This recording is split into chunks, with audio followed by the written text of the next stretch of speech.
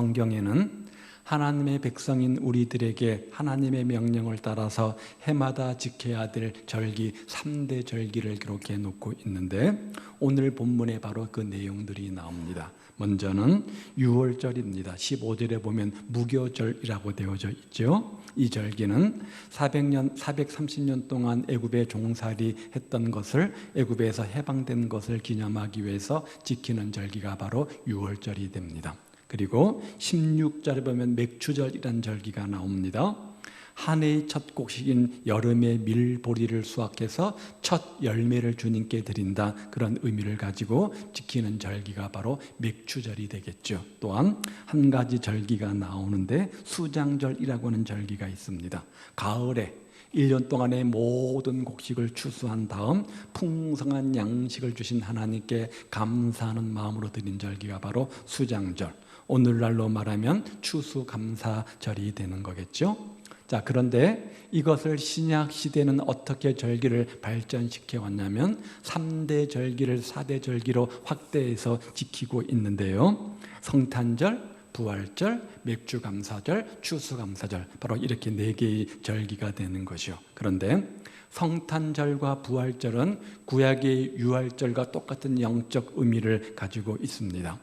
하나님께서 애굽의 속박, 애굽은 저 세상이잖아요. 세상의 속박에서 건져내신 은혜를 기념하는 것이 유월절이듯이 예수님의 십자가의 공로를 통해서 죄악의 속박에서 건져주신 하나님의 은혜를 기억하고 기념하며 지키는 절기가 바로 성탄절이요 부활절이기 때문에 유월절과 성탄절, 부활절은 영적으로 똑같은 의미를 가지고 있습니다. 그리고 나머지 맥주감사절과 추수감사절은 지금도 똑같은 개념으로 각 나라마다 계절에 맞추어서 지키고 있는 거죠. 그런데 오늘 16절 말씀을 다시 한번 봅니다.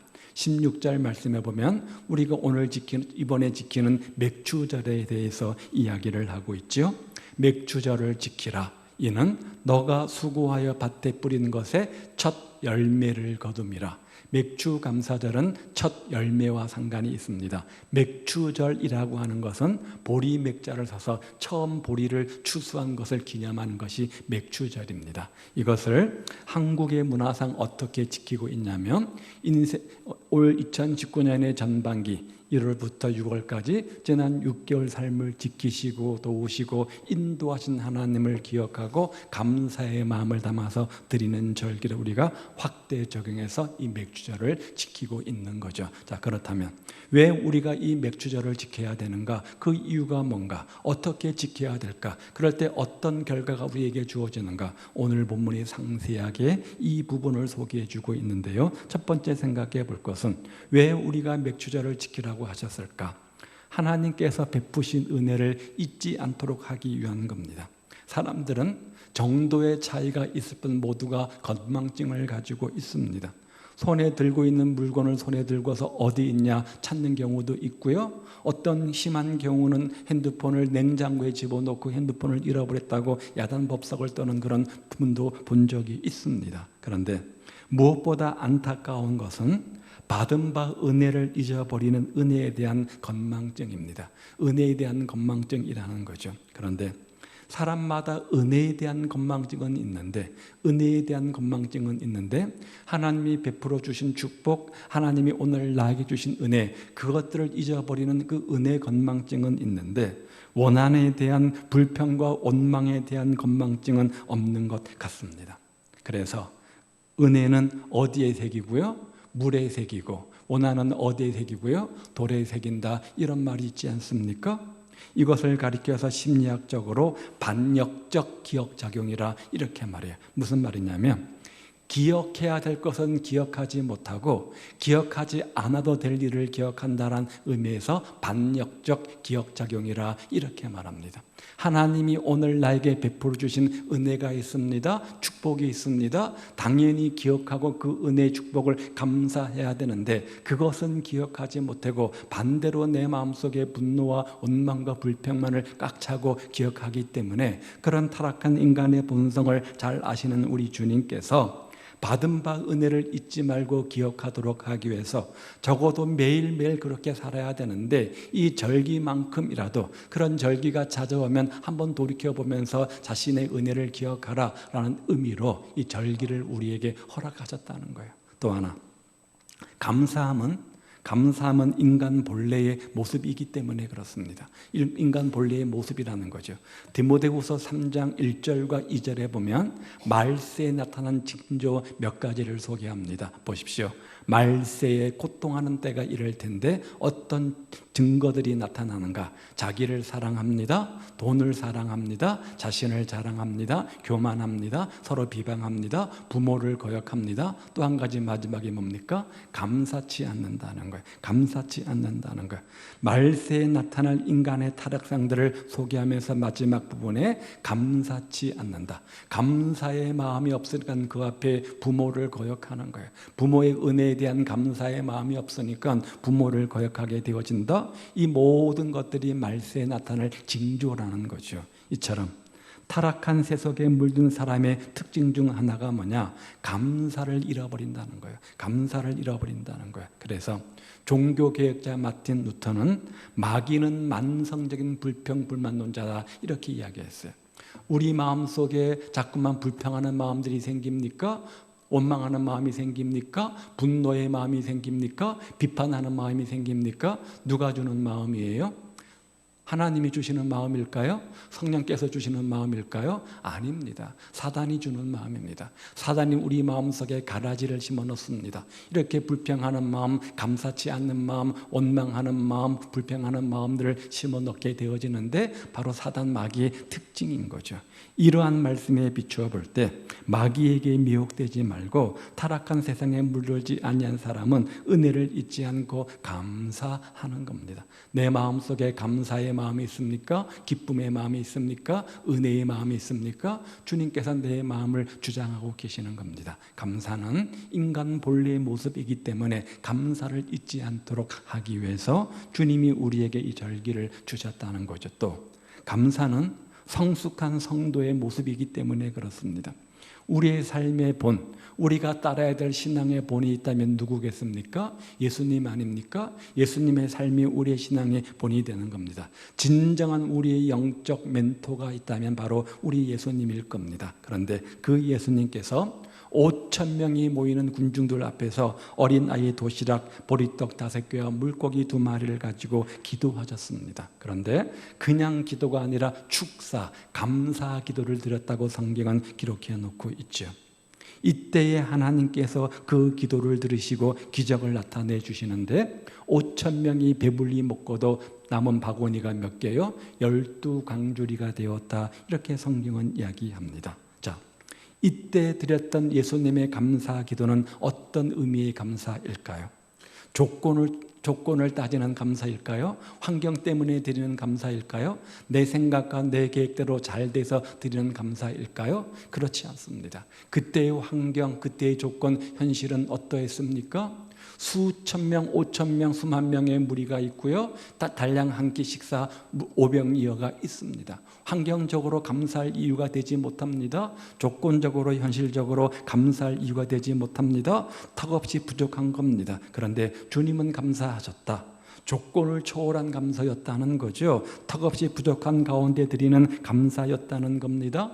모든 여건을 초월해서 있는 그대로에 대한 드리는 감사였던 거죠.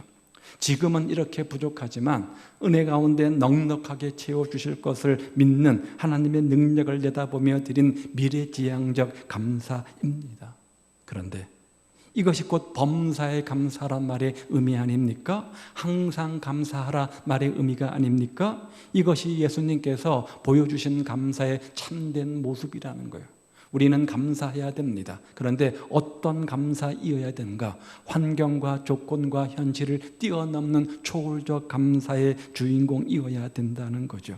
우리가 주님을 닮은 성도라고 한다면 감사해야 됩니다. 환경을 뛰어넘는 감사의 주인공 되시기 바랍니다. 범사에 감사하는 주인공들 되시기 바랍니다. 항상 감사하는 주인공들 되시기를 바랍니다. 그 감사를 배우도록 하기 위해서 절기, 감사 절기를 우리에게 주신 거예요. 그래서 감리교회 창시자 요한 예슬레는 감사는 성숙한 그리스도인의 표시다. 감사는 성숙한 그리스도인의 표시다. 저 사람이 인격의 신앙이 성숙한지 아닌지를 알아보는 좋은 잣대가 뭐라는 거예요? 감사라는 거예요. 감사를 배우도록 하기 위해서 주님께서 우리에게 이 절기를 주셨다는 거예요. 두 번째, 그렇다면 그런 감사절기 맥주절을 우리가 어떻게 지내야 되는가? 어떻게 지켜야 되는가? 오늘 본문이 그것을 교훈하는데요. 16절 말씀에 보면 예배를 드리라 이렇게 말합니다. 감사의 예배를 드리라는 거죠. 16절 말씀을 보십시오. 맥주절을 지키라. 맥주절을 지키라. 이는 너가 수고하여 밭에 뿌린 것의 첫 열매를 거둠이니라.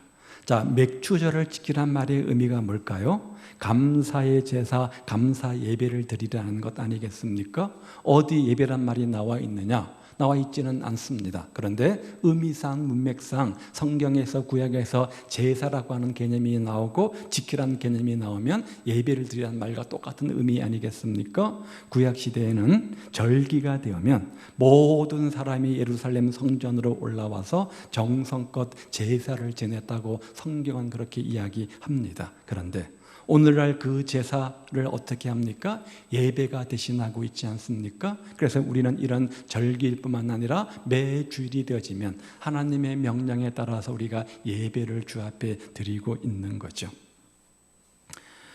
우리는 가족의 생일을 기억합니다. 그리고 그날이 오면 기념하고 기뻐합니다. 우리는 자녀들의 100일 첫돌을 기억하고 기념하며 함께 기뻐합니다. 심지어 조상들이 세상을 떠난 것을 잊지 않고 그날을 기념하며 추억하며 추도 예배도 드립니다. 하물며 하나님께서 우리들에게 일용할 양식 주신 은혜를 잊지 말고 지키고 기념하라 라고 말씀하신 절기가 온다면 그 절기를 잊지 않고 기억하고 기념하는 것은 당연한 것 아니겠습니까? 마땅히 감사하며 예배를 드려야 한다는 거예요. 또 하나, 어떻게 드릴 것인가? 두 번째는 15절 말씀에 보니까 예물을 가지고 드리라 이렇게 말합니다. 빈손으로 내게 보이지 말지니라. 특별히 이 절기에는 빈손으로 나오지 말고 은혜에 감사해서 정성껏 예물을 드리라고 그렇게 이야기하는데요. 신명기 16장 말씀을 다시 하나 보도록 하죠. 신명기 16장. 자, 한번 읽어보겠습니다. 시작.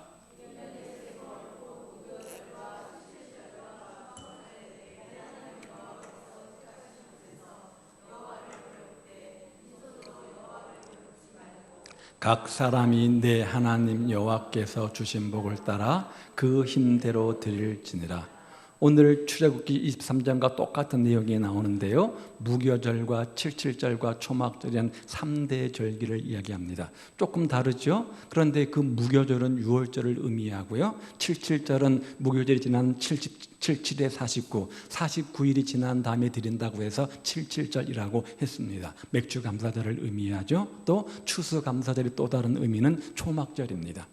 추수감사절이 되면 광야 생활을 기억하고 광야에 나가서 초막절을 일주일 동안 지키고 그 초막에서 거주했기 때문에 초막절이라 이렇게 부릅니다. 따라서 무교절, 칠칠절, 초막절이 6월절, 맥주감사절, 추수감사절과 똑같은 용어라는 거죠. 자, 그 절기를 지킬 때 어떻게 하라고요?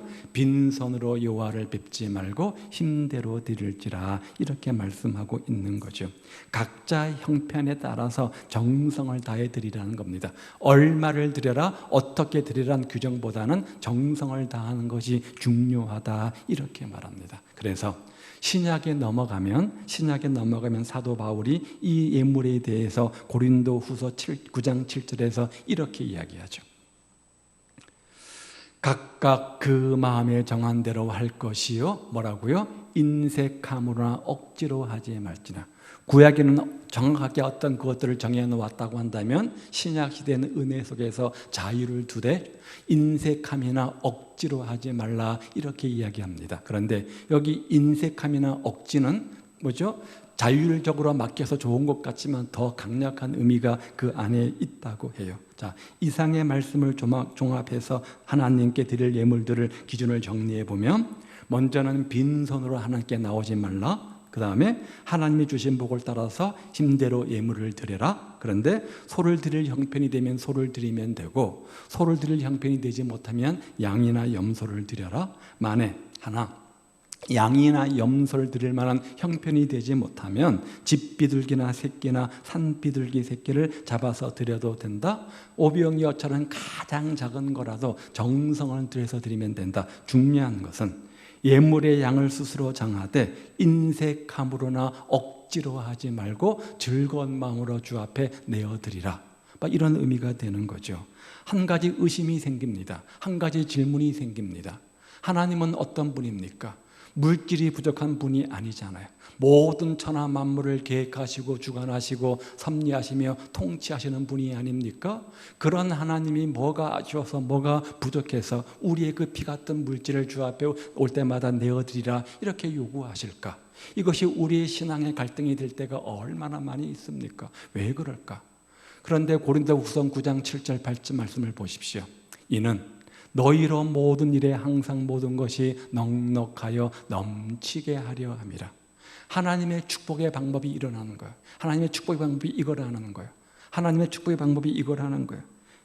우리가 무엇을 드리면 그 물질의 드림을 보시고 그것들을 보셔서 더 크게 30배로 60배로 100배로 채워주시는 분임을 분명히 이야기하고 있는 겁니다. 결국은 그 물질 드리는 정성, 신앙, 그 믿음을 보시고 믿음의 분량의 만큼 더 큰 축복을 주시는 하나님의 축복의 도구, 축복의 수단으로 우리에게 헌신을 요구하고 있다는 거죠. 그렇게 세 번째, 하나님의 뜻을 따라 절기를 지키게 되어지면 어떤 결과가 우리에게 주어질까?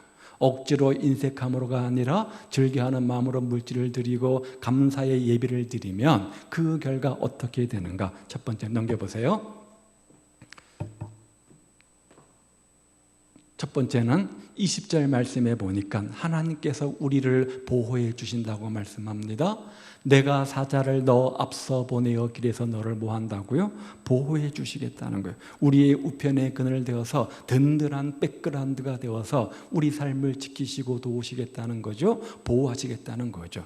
여러분, 얼마나 유혹이 많은 세상입니까? 얼마나 위험이 많은 세상입니까? 누군가가 나를 보호하지 않으면 우리가 한 치 앞도 알 수 없는 그런 험한 세상 속에 살아갑니다. 그런데 하나님께서 우리 인생을 지켜주시겠다는 거예요. 내 생업의 현장에 함께해서 보호해 주시고 우리 가정을 지켜주시겠다 이렇게 말씀하고 있는 거죠. 누구에게요? 하나님의 은혜를 기억하며 감사하며 그 절기를 지키는 사람들에게 사자, 천사를 보내가지고 우편에 그늘 되어서 우리를 지키시겠다 이렇게 약속하고 있습니다. 또한 22절 말씀은 뭐라고 말합니까? 너가 그 목소리를 잘 청종하고 내 모든 말대로 행하면, 궁극적으로 말씀에 순종하는 거지만 이 대목에서는 뭡니까? 절기를 잘 지키면입니다. 내가 너 원수에게 원수가 되고 네 대적에게 대적이 될지라. 하나님이 내 편이 되어서 내 원수 내 대적과 싸워주시겠다.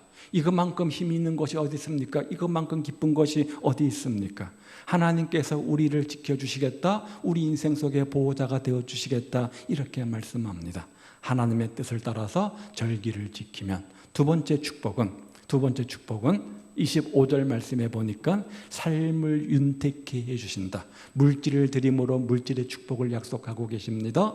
여호와가 너희의 양식과 물의 복을 내리고, 이건 생업의 물질의 축복을 말씀하고 있는 거죠. 생업의 물질의 축복을 말씀하고 있는 거죠. 잠언 3장 9절 말씀도 보십시오. 한번 읽어봅니다. 시작. 너 재물과 너 소산물에 처음 익은 열매로 여호와를 공경하라. 그리하면 너 창고가 가득히 차고 너 집 틀에 새 포도즙이 넘치리라. 보십시오. 네 재물과 네 소산물의 처음 익은 열매로 여호와를 공경하라. 이게 뭐였죠? 바로 맥주감사절입니다. 절기입니다. 그렇게 하면 네 창고가 가득하고 차고 네 집틀에서 새 포도즙이 넘치리라. 온전히 절기를 지키면서 주 앞에 감사 예배를 드리고 감사 예물을 드리면, 그리하면 어떻게 하시겠다는 거예요? 생업에 축복을 주시겠다는 거예요. 양식과 물의 복을 내려서 30배, 60배, 100배의 축복을 주시겠다는 거예요. 그런데 이 대목에서 하나님의 원칙, 하나님의 원리가 하나 있습니다. 하나님의 원리가 있습니다. 뭐냐? 심고 거두는 원리예요. 심고 거두는 원리. 이런 축복의 주인공이 되는 비결은 뭐냐? 심고 거두는 원리를 이야기하면서 심어야 된다는 거예요. 심어야 된다는 거예요. 그래서 고린도후서 9장 6절에 보면 사도 바울이 뭐라고 말합니까? 이렇게 말하죠. 적게 심는 자는 적게 거두고 많이 심는 자는 많이 거둔다. 삶의 윤택함, 생업의 축복의 주인공이 되기 위해서는 어떻게 됩니까? 심어야 되겠죠. 심어야 되겠죠. 그래서 그 다음 되는 7절과 8절 말씀해 보면 그렇게 할 때 넘치게 하시고 항상 모든 것이 넉넉하게 하시고 넘치게 해주신다. 이렇게 말씀하고 있는 겁니다. 그래서 하나님은 우리들이 세상에서 넉넉하게 살도록 하기 위해서 심고 거두는 원리에 따라서 구약 성경에 보면 가장 중요한 헌금 하나를 강조하는데 11조 정신, 11조 예물을 강조하고 있지 않습니까? 그래서 말라기 선지자는 3장에서 이렇게 이야기합니다. 만군의 여호와가 이르노라. 너희의 온전한 11조를 창고에 들여 나의 집에 양식이 있게 하고 그것으로 나를 시험하여 만군의 여호와가 이르노라 너희를 복되게 하리라. 이 빨간 것이 파란 글씨를 보십시오. 하나님께서 뭐라고 말씀하십니까? 물질의 축복을 약속하고 계시는 거예요. 11조를 드리면 하나님께서 복되게 하신다. 시험해보라. 성경은 하나님을 시험하지 말라. 너희를 하나님을 만으로 여기지 말라 이렇게 말씀하지 않습니까? 우리가 하나님을 시험하는 것이 올바른 방법이 아닙니다. 그런데 이 대목에서만 유일하게 시험해봐라. 과연 내가 그렇게 하는지 안 하는지, 이 약속대로 복을 주는지 안 주는지 시험해봐라. 이렇게 강력하게 말씀을 하면서 심고 거두는 원리를 우리에게 이야기해주고 계시는 겁니다. 심는 자가 30배의 열매를 맺고 심는 자가 60배의 열매를 맺고 심는 자가 100배의 열매를 맺는다는 거예요. 지금까지 세계 최고의 부호를 말하라고 한다면 아마 서슴없이 록펠러를 이야기할 겁니다. 그 시대의 재산으로 환원하면 지금의 빌 게이츠보다도 더 몇 배 엄청난 갑부 부자였다고 합니다. 그런데 이 사람의 집안은 부자 집안이 아닙니다. 가난한 농부의 아들로 태어난 록펠러는 어머니로부터 어린 시절을 보내면서 한 가지를 교훈받습니다. 어머니가 매 주일마다 20센트 얼마냐면 약 200원 정도의 용돈을 주면서 꼭 한 가지 당부를 합니다. 한 가지 부탁을 합니다. 얘야, 20센트 200원 중에 2센트 20원은 하나님의 것이란다. 하나님의 목이란다. 오늘 교회 가서 먼저 이 2센트 20원의 11조를 꼭 드려야 된다. 록펠러는 그날부터 98세 하나님의 부르심을 받을 때까지 철저한 11조를 드렸다고 합니다.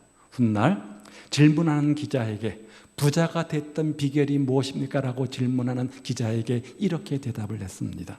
나는 어머니로부터 굉장한 유산 한 가지를 물려받았습니다. 그것은 다름 아닌 신앙의 유산입니다.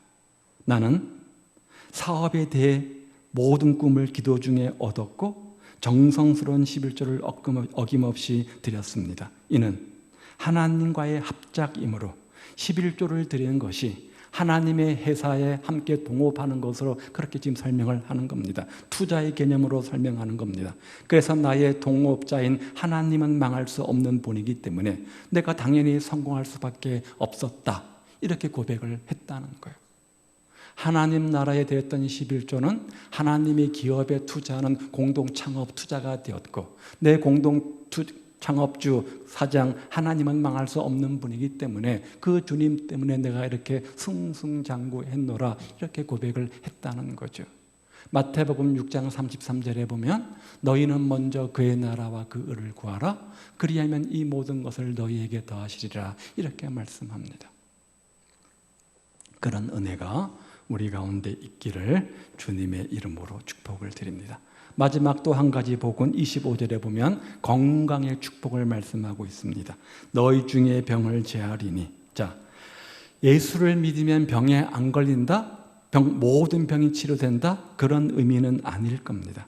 특별히 하나님의 은혜를 잊지 않고 절기를 지키며 감사하는 사람에게 건강의 축복을 더하여 주시겠다는 거죠. 왜냐하면 마음과 육신의 질병은 연결되어져 있기 때문에 그렇습니다. 전문가들의 말에 의하면 오늘 저녁에 유독 피곤하고 피로하다. 그러면 두 가지 이유 때문이라고 해요. 한 가지는 오늘 낮에 너무나 내가 육체를 함부로 굴려서 많은 노동을 해서 육체가 피곤하기 때문인 거고, 또 한 가지는 마음적으로 종일 화를 내고 짜증을 내고 불평을 하고 분노했을 가능성이 높다는 겁니다.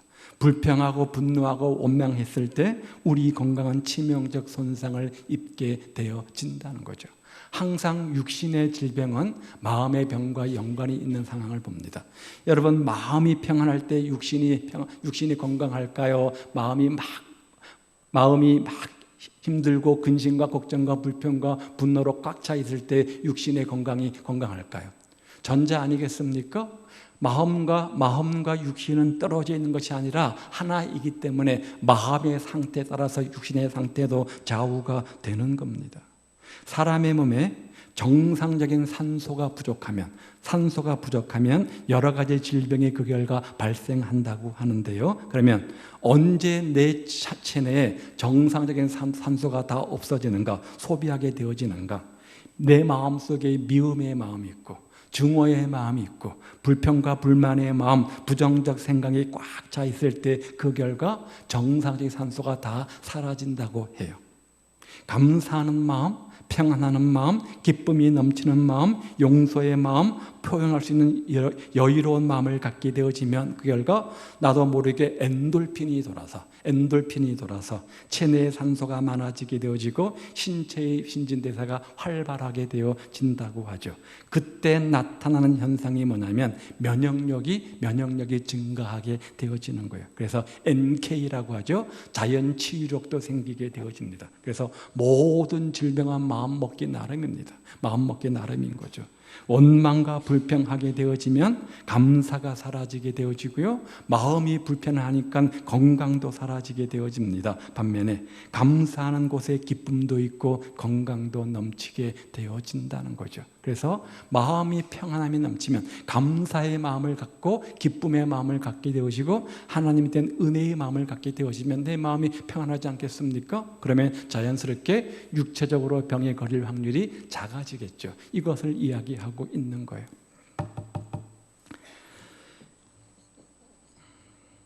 독실한 기독교인이었던 이무라 가즈오시라는 사람이 있는데요.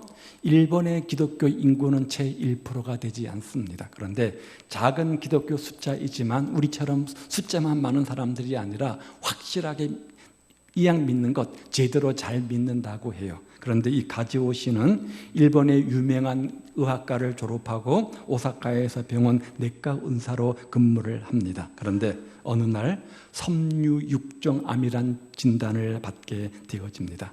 그래서 한쪽 다리를 절단하게 되어집니다. 그 이후 초인적인 인내로 의사의 사명을 다하다가 그만 암이 폐로 전이가 되어서 31살의 꽃다운 젊은 나이에 세상을 떠나게 되어집니다.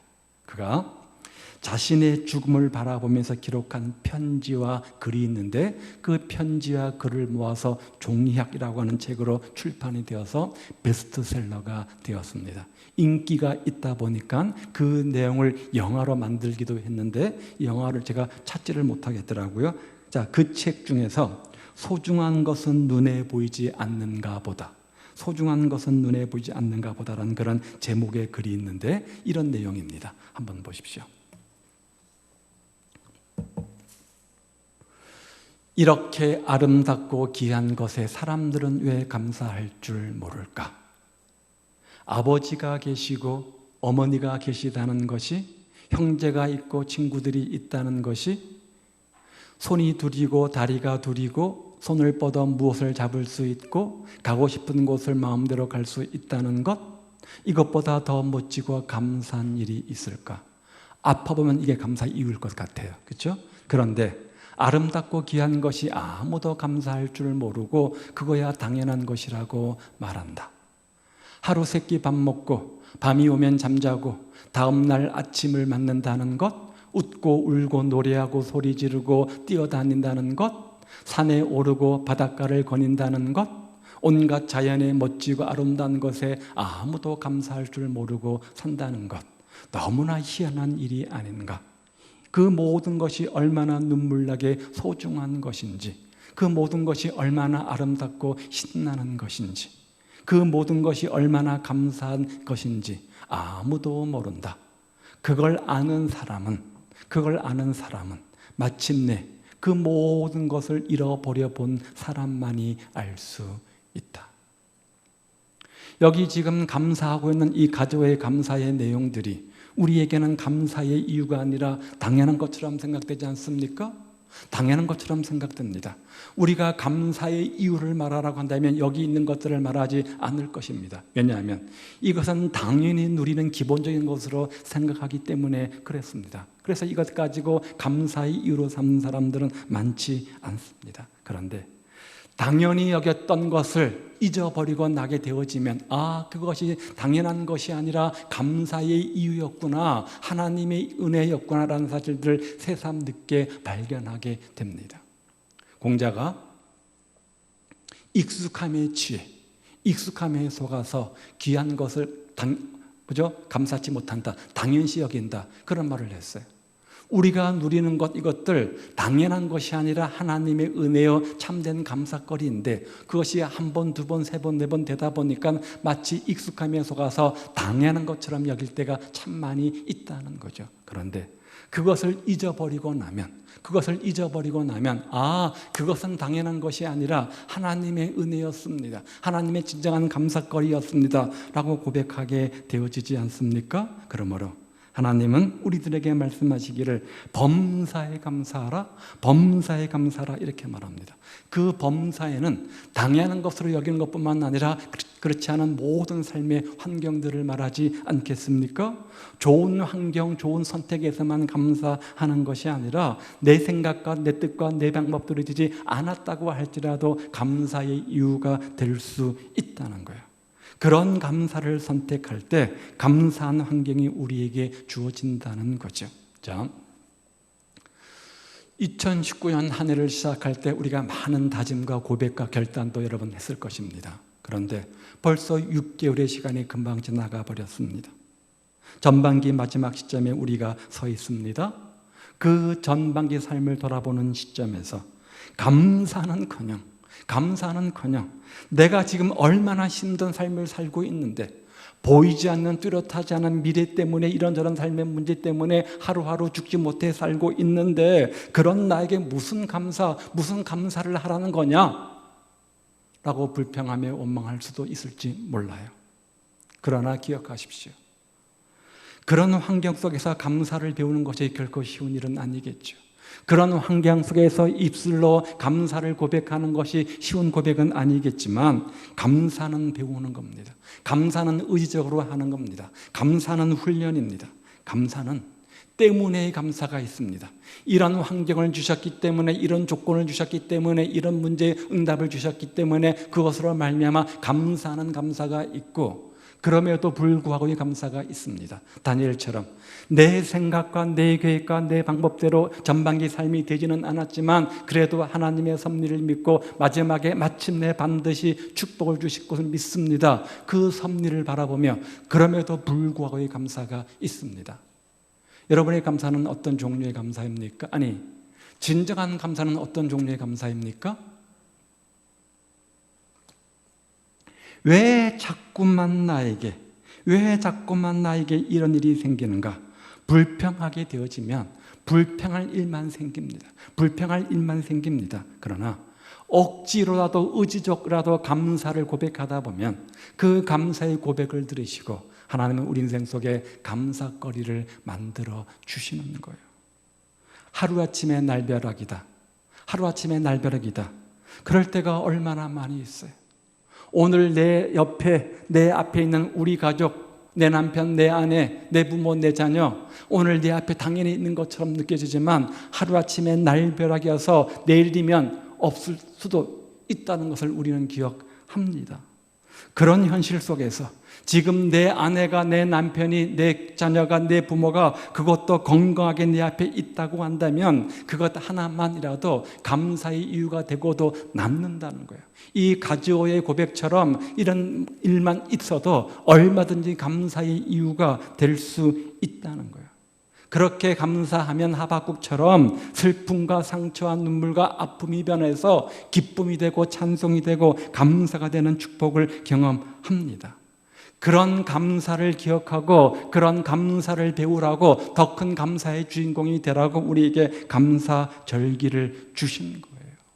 그래서 이런 절기를 지나면서 이때만이라도 자신의 인생을 돌아보면서 감사를 배우고 감사를 회복하는 감사의 주인공들 되시기를 우리 주님의 이름으로 축복을 드립니다. 또 한 가지, 우리는 맥주 감사절을 전반기의 삶을 돌이켜보는 그런 기회로 삼습니다. 그렇다면 한번 질문해 봅시다. 하나님 앞에서 나의 신앙생활의 평가 점수는 어떨까? 한번 다음의 질문에 답해 보시기를 바랍니다. 나는 하나님을 예배하는 예배자로서 예배의 점수는 어떠한가? 다락방에서 얼마나 성도의 교제의 풍성함을 경험하고 있는가? 내가 중직자이면서 주일 오전 성수한 것만으로 자족하며 만족하며 이만하면 된 신앙이다 라고 착각하고 있지는 않습니까? 겨우 낙제 점수면 그 정도 점수 가지고 만족하고 있지는 않습니까? 아니면 내가 중직자임에도 불구하고 온전히 주일 성수 못하는 낙제 점수를 받고 있지는 않습니까? 아마 오늘 제가 이렇게 설교를 해도 다음 주면 주일날 못 오는 분도 계실지도 모르겠어요. 한번 잘 보십시오. 그렇고 아무런 문제가 없다고 생각하는 분이 계실지도 모르겠어요. 얼마나 영혼의 보금자리가 되어서 성도의 교제의 풍성함을 경험합니까? 여러분의 배움과 기도의 점수는 어떻습니까? 주일 오후 예배 전에 우리가 배우는 시간들을 갖습니다. 그 배우는 일에 얼마나 최선을 다합니까? 낙제 점수에 있음에도 불구하고 아무런 문제의식이 없지는 않습니까? 가르쳐 지킬 때까지 가르치라고 말씀하시는데 우리가 배우는 데 힘써야 되는데 낙제하고 있으면서 아무런 문제의식이 없는지, 또 우리가 얼마나 기도하는 일에 최선을 다합니까? 오늘 우리의 기도 점수는 어떠합니까? 기도일에 낙제 점수를 가지고 있음에도 불구하고 영적 안진병의 삶이면서도 전혀 문제의식 없이 무기력한 신앙의 삶을 살면서도 아무 생각 없이 살고 있지는 않습니까? 또 우리 모두는 부름받은 사명자들이죠. 직분자로서의 사역 점수는 어떠합니까? 주님은 악하고 게으른 종이라고 말씀하시는데 나는 착하고 충성된 종으로 잘못 오해하고 착각하고 있지는 않는지, 이만하면 됐다고 잘하고 있다고 생각하고 있지는 않는지, 그것을 성경은 가라지라고 말합니다. 그것을 성경은 염소라고 말합니다. 우리가 연초에 직분자 헌신 예배를 드리면서 노회장 목사님을 통해서 우리가 다윗 왕에게 세 종류의 동력자를 생각해 보았습니다. 한 종류는 시므이였고 또 한 종류는 요압이었고 또 한 종류는 바르실레였죠. 자, 시므이는 어떤 사람입니까? 함께 힘을 모아야 되고 함께 지혜를 모아야 될 옆에 있는 사람임에도 불구하고 돕지는 않고 하지는 않으면서 이러쿵저쿵 말만 많고 불평과 원망만 쏟아놓는 사람이죠. 요압은 어떤 사람입니까? 함께 하기는 합니다. 그런데 자신이 왕이 되어서 자신의 방법대로만, 자신의 주장대로만, 자신의 뜻대로만, 자신의 생각대로만 하려고 하는, 바로 그것이 요압 아닙니까? 아니면 바르실레처럼 가장 힘들고 어려울 때도 단 하나 내 편이 되어서 다윗의 모든 필요를 알고 끝까지 도왔던 바르실레. 오늘 여러분의 사역 모습은 어떻습니까? 시므이의 모습입니까? 아니면 요압의 모습입니까? 아니면 바르실레의 모습입니까? 이렇게 영적 안진병의 삶을 살고 있으면서도 전혀 문제의식을 갖지 못하고 무감각하고 무기력한 신앙인의 모습은 아닌지 스스로 자문자답해 보시기를 바라고, 이제 2학기 후반기가 되어서는 우리 모두 착하고 주 앞에 충성된 종이 되시기를 바라고, 주일 오전뿐만 아니라 주일 오후까지 또 우리 참된 예배자가 되시기를 바라고, 봉사자가 되시되 시므이가 되지 말고 요압이 되지 마시고 각자 역할이 뭡니까? 돕는 자 역할로 바르실레처럼 축하고 충성된 조력자들이 되시기를 바라고, 내 삶의 영적 안진병이를 일으키는 그래서 먼저 그의 나라와 그 의를 구할 때 이 모든 것 위에 더해 주시는 축복의 주인공, 참된 감사의 주인공들. 그래서 주 앞에 착하고 충성된 종으로 인정받는 저와 여러분 되시기를 우리 주님의 이름으로 축복을 드립니다. 기도하겠습니다. 자, 오늘 본문이 우리에게 교훈하는 것이 있습니다. 오늘 맥주 감사절을 우리가 앞으로 이제 맞이하면서 참된 우리가 감사의 제물, 감사의 예배를 드려야 되는데 그것을 통해서 우리 삶을 지켜주시고 보호해주시고 삶을 윤택해 해주시고 건강케 해주시는 주님의 이유들을 주님의 은혜를 날마다 경험하고 더 큰 감사의 주인공들 되게 하시고 전반기 우리 신앙생활의 예배 점수, 교제와 훈련과 기도와 봉사 점수를 생각해보고 이 학대는 온전한 충성된 종들이 되어서 정말 하나님 앞에 더 큰 축복의 주인공들 되게 하옵소서. 함께 기도합니다.